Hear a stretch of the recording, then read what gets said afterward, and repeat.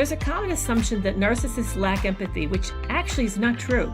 In this episode, I discuss with a live audience the difference between instrumental and compassionate empathy and how we can be tricked into thinking that we've met a healthier person when actually this is someone who's toxic and maybe even dangerous. I've been talking to someone new this week who's in a very toxic relationship, in a very dangerous relationship. And it's got me thinking a lot about covert narcissism and how we end up missing it.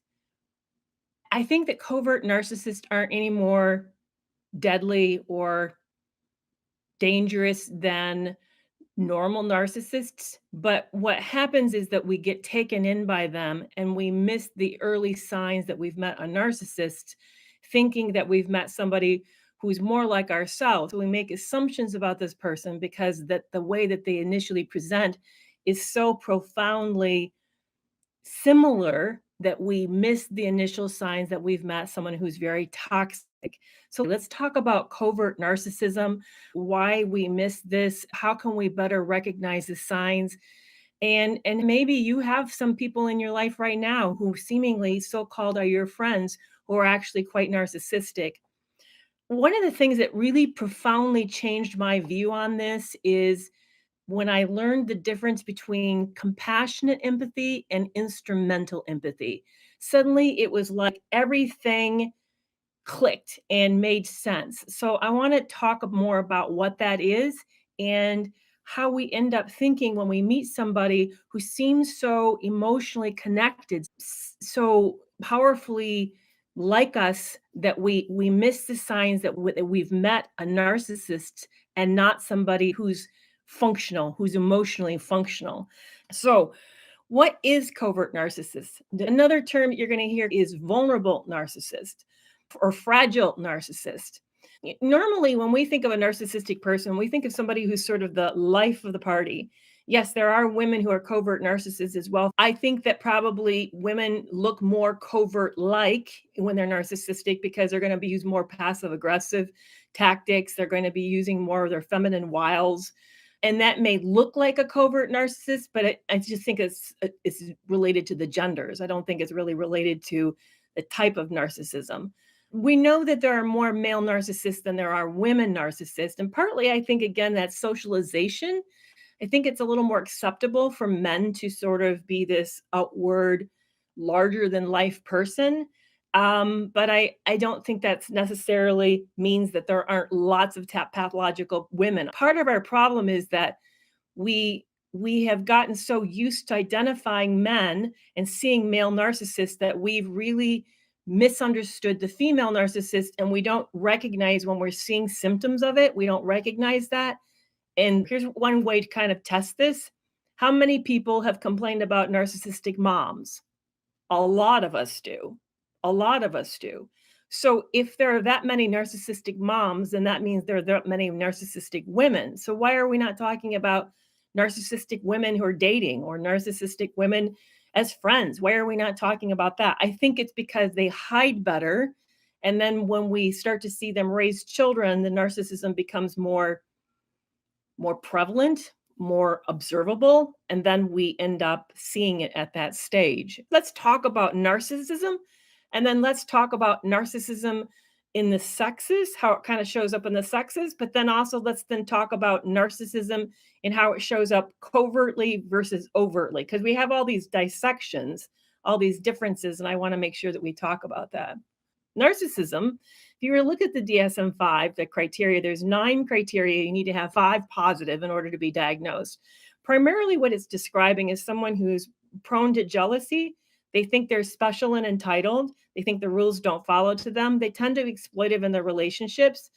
They tend to struggle with the perspective of other people and having intimate relationships because they struggle with empathy and the ability to relate to another person's emotion. And this is where it gets into danger because it's not that they don't have empathy. It's not that they don't. It's that the way in which they're using their feelings, their emotional experience is different than the typical person. Like I said at the start of this, one of the things that really profoundly shifted my worldview, because When I met the narcissistic ex that I was in a relationship, and I wrote about it in the book Love You More, he was emotional. I mean, he would look at his photos of his young children, his young child, and cry. When I would give him a touching gift, he would be very moved about it. When he was upset, he would connect around that. He talked about things that he regretted, and that confused me. I had assumed that narcissists are devoid of emotion. They're devoid of empathy and they're devoid of sensitivity, and that is not true. But what's different about narcissistic, and I also would say this is true of a lot of cluster B, is that they have instrumental empathy versus compassionate empathy. Compassionate empathy is when you share something with me that's powerful, like say a Hallmark commercial, we watch it together and it's really moving and I tear up and respond to that and I feel some sympathy for it or I feel emotionally moved. That's example of compassionate empathy. So for example, if you heard that I was really sick a few weeks ago and you reached out and said something to me and you said you were concerned about me, you are showing compassionate empathy. A lot of people have empathy in the sense of they, it's called mind mapping. That's what Dr. David Snarf said. He said by the age of 4, we're able to get into the mind of another person and anticipate their responses. That's why 4-year-olds or 3-year-olds start to lie. They know what their mom and dad's up to, they know what they want to hear, and they sculpt the answer in their immature fashion to fit what they think their parent wants to hear in order to get out of the situation. They're already being manipulative. So a lot of us have empathy, but it's what we do with our empathy. So that's where instrumental empathy comes in. Instrumental empathy is the ability to know what somebody else is experiencing in a particular situation and you use it manipulatively, exploitively to your advantage. And that's what a lot of us are seeing in narcissistic people. We're seeing them anticipate our move. For example, here's one of the big ways a lot of us get played. We like to believe in the goodness of other people and we like to give people as many chances as possible. And we really believe in loyalty and commitment. They know this about us. They anticipate this about us. And then they use that strategically in order to keep us to the relationship. That's why breadcrumbing is so effective.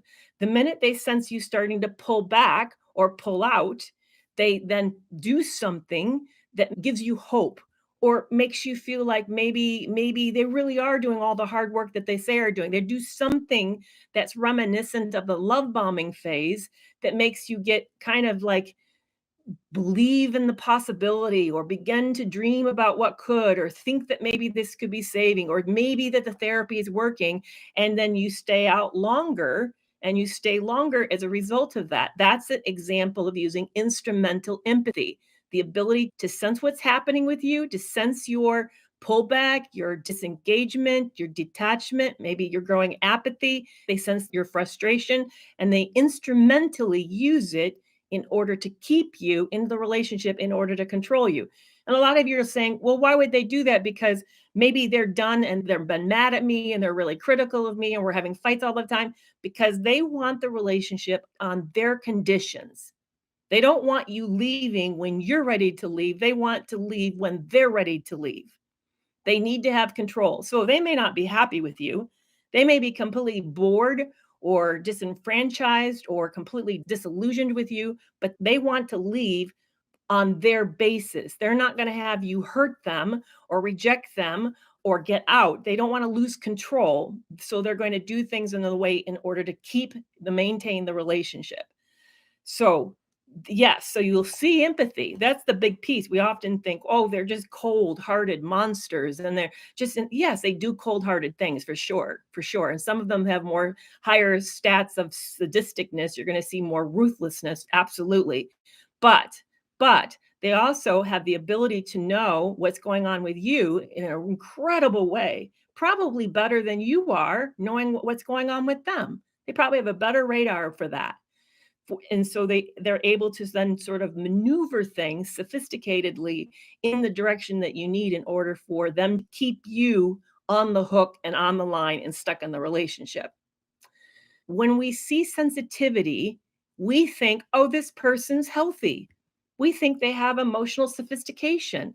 Look, that's a sign of a high IQ. No, what you're seeing is someone who's very strategic and probably predatory. They're not faking the empathy. They're not faking it. What they're faking is their interest, their investment in you.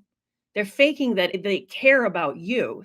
So when they show up and do these breadcrumbing moments, like what mine used to do, is he used to doing something he shouldn't have, and it was on a weekend because he had this mindset of weekends are to do things that he wanted to do. So what he would do on Sundays, he would go and take me to brunch and then buy me a gift, an expensive gift. Why? Because he sensed that I probably thought the weekend didn't go well, that he was disappearing, that he wasn't really around, something was wrong, I wasn't happy. And so he would catch my feelings and then do something to lead me on to make me think that we had the relationship even though it really wasn't all that good. Mine would actually have full-blown panic attacks, and by the way, as a psychologist, I know what panic attacks are. I've had them personally. I've witnessed them. They were real. So how could somebody who supposedly had no empathy be able to pull off a panic attack? That to me is the amazing part of this. Now, was it in the same level of distress? Was it causing them kind of the remorse and regret that it would cause me? Because he would have panic attacks about something really bad, like being caught about something. And then suddenly he would melt down or like, oh, I'm such a bad person. I think what's happening there, and I'm going to make some guesses. I think that what they do is they're able to compartmentalize their emotions so sophisticatedly, so well, that they're able to sort of tap into that shame piece and react, but they're also able to sort of box it, put it away, and have it disappear once that serves their purpose. So I do think there's moments where they're authentically present with themselves, but I don't think these are long lasting and have a profoundly impactful change. It doesn't lead to true remorse and true regret and true shifting and changing of themselves. Did you find understanding the differences between types of empathy helpful in recognizing narcissism? You can let Tara and I know by emailing us at hello@breakingfreewithcarrietara.com. If you haven't yet, make sure to follow, subscribe, and write us a review. And maybe you know somebody who'd benefit from this episode. Make sure to share it with them. If you're not following us on social media yet, you can check Tara out at tara.relationshipcoach and Carrie at Carrie McAvoy PhD. And we'll see you back here the next time.